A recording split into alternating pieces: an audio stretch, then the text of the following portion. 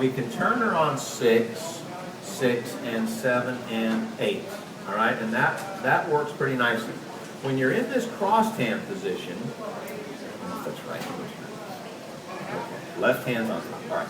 So we're in this crossed hand position. It comes a little bit different. As she steps back here, I end up turning her 6, 7, and 8. Well, actually, the turn's the same. It just feels different because I have the right hand connected and I release it. But that turns out to be not a very difficult turn, and it's not as difficult as when you do a whip and you try to turn the lady a couple times at the end, which is a little tricky, and then she has to kind of know to step into that one if you lead it right away. Anyway, so this is not as hard as that. So we're in this position 1, 2, 3, and 4. As she steps back 5, she is now ready to turn. So when she steps back on that left foot, that's 5, and now she's ready to turn.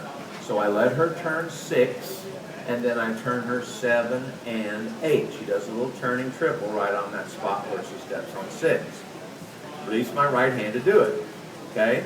So without stopping, 1, 2, 3, and 4.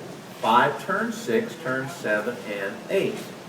And then she's ready to go with, whatever, or a right side patch or something like that. But I just wanted to kind of help the ladies a little bit with that extra turn and the guys leading that.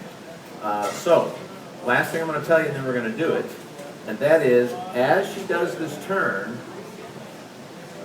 not this turn, because that goes right over her head, but when she does these last turns, I want to keep the connection over her head.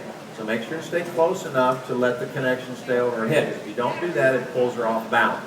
Okay, so nice guy, 1, 2, 3, and 4. Stay close enough to let her turn under that connection. And then let's do a 1, 2, 3, and 4. Let's do a right side pass. Okay? All right, so let's try it.